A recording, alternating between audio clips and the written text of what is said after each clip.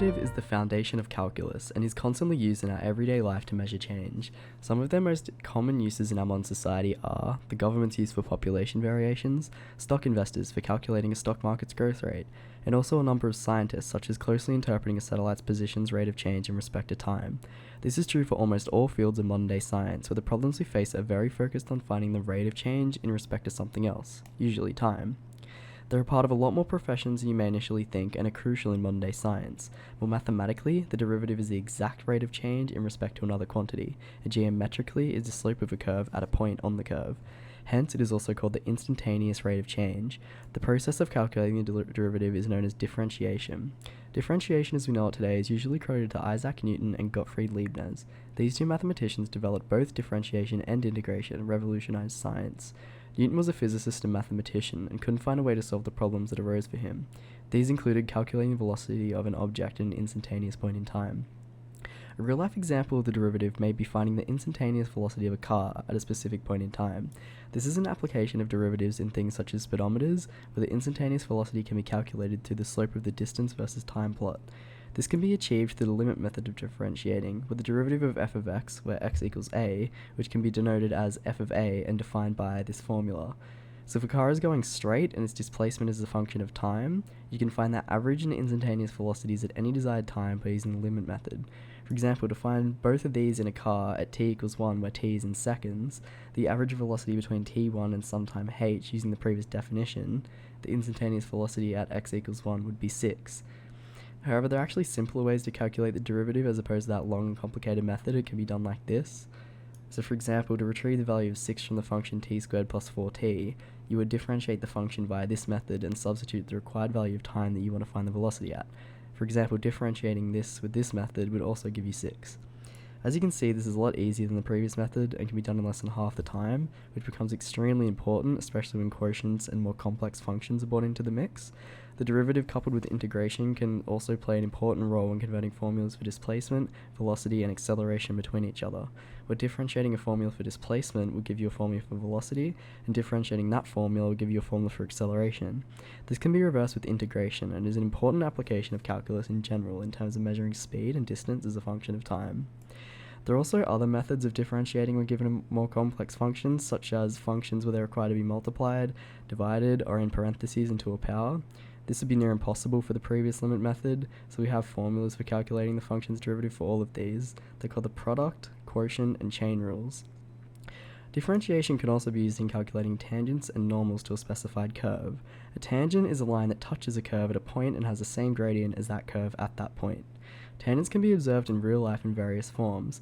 Examples of this include sliding off a curved road in a car where the car will continue in a tangent direction to the curve. Also, a ball that is swung in a circle will fly off in a tangent to the circular motion. And normal is perpendicular to the tangent line and can be observed in our daily lives as well.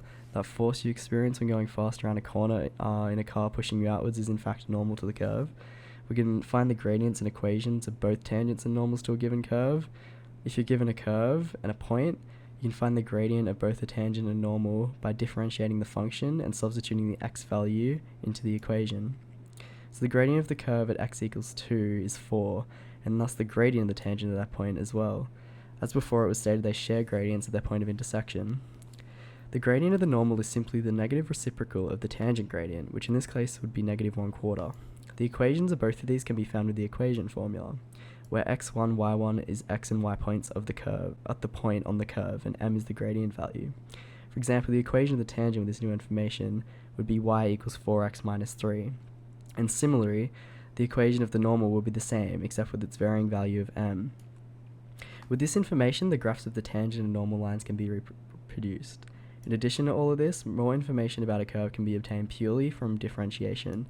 An example of this is that the derivative of a function greater than 0, the function is increasing at that point.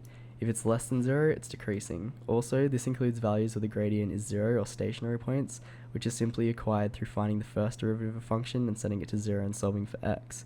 These x values are where the curve has no gradient and thus are stationary.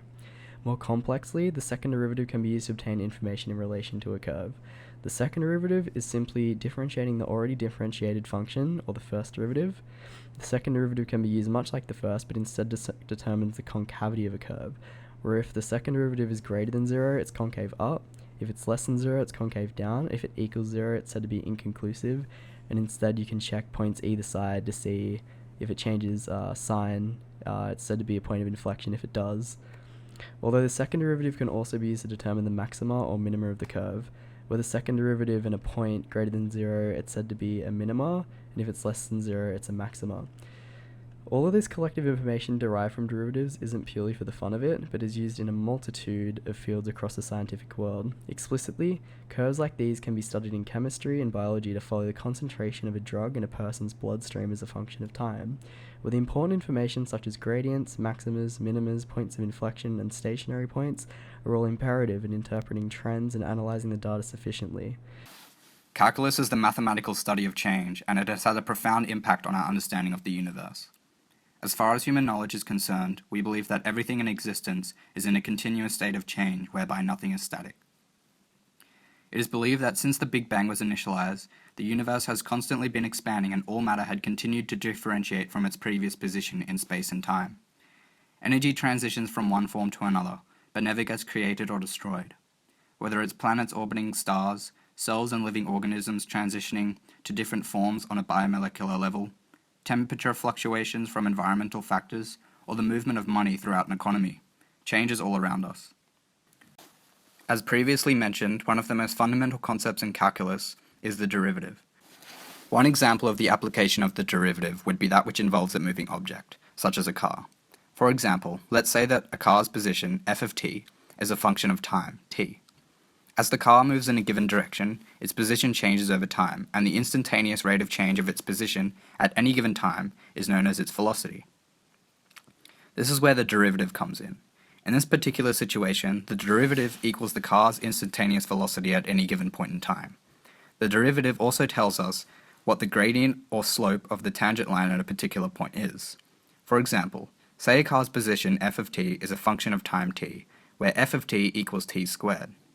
Then the derivative of the car's position with respect to time, or f prime of t, is 2t, thanks to the power rule. The first derivative is also used to represent the gradient of the tangent line to the curve. The line that is perpendicular to the tangent is also known as the normal. And since it's perpendicular, it has the property that its gradient equals minus 1 divided by the gradient of the tangent, which is the first derivative of the function. If the second derivative is taken, or the change in velocity, then we get the derivative of the first derivative, t squared, which is 2. The second derivative, which is 2 in this example, represents the car's acceleration. If the car's speed exceeds a certain speed limit, then the driver could face serious consequences depending on how fast they were driving. For a driver to know how fast they're going and avoid such consequences, or in some cases, casualties, they rely on the speedometer, which represents the car's instantaneous velocity. Without a speedometer, which makes the use of the derivative in a practical way, then drivers would not know their speed at any given period in time. Without this fundamental concept in calculus, it would be very difficult for the safety of drivers and civilians using any kind of transport to be guaranteed. In relation to money, derivatives play a very important role in business decisions. For example, say that a DVD shop wants to calculate how fast the sales of DVDs are increasing or decreasing, or when the sales are going to peak or fall, or how fast the sales are increasing when a movie is released. To find the rate of change for sales with respect to time, they would need to take the derivative of the function of sales over time. To find when the sales are going to peak, maybe after a new movie is released for example, they would need to find a maximum point of the function, or when the derivative/rate of change equals 0, and when the curve of the function is concave down. This is known as a stationary point, and it is also where the gradient of the tangent to the curve at that point is 0. This information is important because it can give an idea of how many DVDs a business would need in stock to match the sales. The idea of matching stock to sales rates is imperative to a business's success when related to selling products.